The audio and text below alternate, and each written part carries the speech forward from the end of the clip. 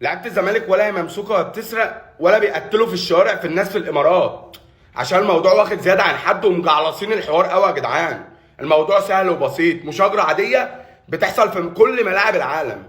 استمرار حبس ثلاثي الزمالك عبد الواحد السيد ودونجا ومصطفى شلبي.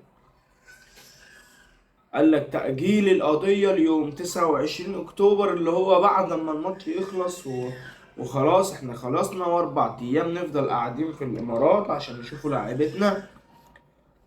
ثروت سويلم قال لك ان هو هيتحرك هو وجهات سيادية من الدولة، وهيقدموا اعتذار باسم الدولة المصرية للدولة الإماراتية شقيقة. بس أنا نفسي أفهمه، يعني عشان أنا شفت قرارات انضباط كده من الاتحاد الإماراتي. هو أنا إزاي ما طبقش العقوبات على اللعيبة زي بعضها؟ يعني كان في لعيب من العين الإماراتي حصل منه مشكلة قبل كده، وبرضك مع فرد أمن اللعيب ده توقف 3 ماتشات، اتطبق على النادي بتاعه غرامة بس ما اتحبسش. وبعد ما احنا دفعنا الكفالة، بعد ما نادي الزمالك دفع الكفالة اللي هي قالوا لك 800 ألف درهم ولا 500 ألف درهم، الزمالك دفع الكفالة كاملة. اللي أنا أعرفه إن المفروض أنا دفعت الكفالة بنطلع، والزمالك اتصالح مع فرد الأمن اللي هو كان سبب المشكلة أصلا. حاليا مفيش مشكلة. قال لك لا، الدولة الإماراتية ما بتسكتش عن حقها. إذا كان الراجل اللي حصلت معاه مشكلة يتصالح. انا مش فاهم الصراحه، انا مش فاهم حرفيا. ثروت سويلم مكمل كلامه بقى وقال لك ايه على قناه MBC. قال لك من حسن حظنا ان الازمه التي حدثت كانت في مباراه الزمالك وبيراميدز، لان ذلك سيجعل مباراه نهائي السوبر بين الاهلي والزمالك تخرج في افضل شكل، او سوف تخرج في افضل صوره دون اي مشاكل. الماتش ده مهم، يعني انت مش فارقه معاك الماتش بتاع نص النهائي يخرج زي ما يخرج، يخرج بصوره وحشه يخرج بصوره حلوه، مش فارقه. لا، ما هي دي صوره مصريه، دي الصوره بتاعت مصر. اي نعم اللعيبه غلطت بس احنا لازم نقف جنبهم، دي لعيبه مصريين.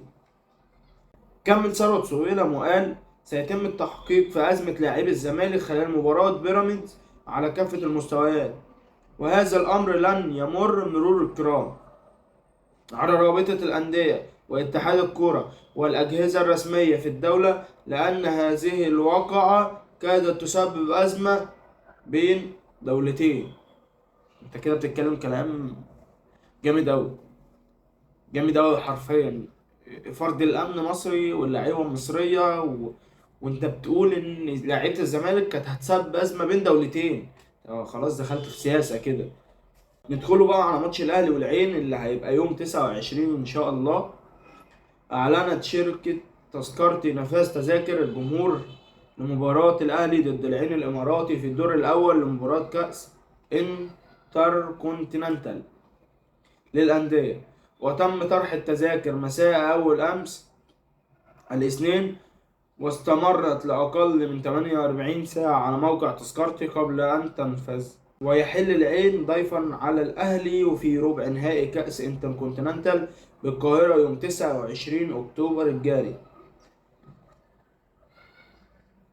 معنى صح التذاكر اتباعت كلها، مفيش تذاكر، التذاكر كلها خلصت. احنا حاليا المشكلة يعني ان شاء الله، يعني ان شاء الله انا كواحد زملكاوي ان شاء الله الاهلي هيعمل ماتش كويس وهيكسب العين يعني ان شاء الله. المشكلة دلوقتي مش في ماتش الاهلي في كأس العالم، ولا في ماتش الزمالك والاهلي بتاع نهائي السوبر. المشكلة دلوقتي في اللعيبة او مدير الكرة في نادي الزمالك. مشكلة في الناس المحبوسة دي لحد دلوقتي. وهم المفروض ان هم طلعوا امبارح قالوا لك ان الدولة الاماراتية طلعت تصريح او مش عارف ايه ان هي خلوها جنحة مش جناية، عشان يبقى فيها سرعة في اتخاذ القرار.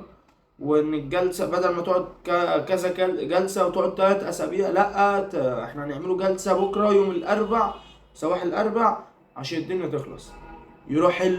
تروح النيابة مأجلة القضية ليوم 29. انا مش فاهم يعني، انت مش عايزهم يلعبوا الماتش او مش عايز الناس تبقى موجوده، ما تقول يعني.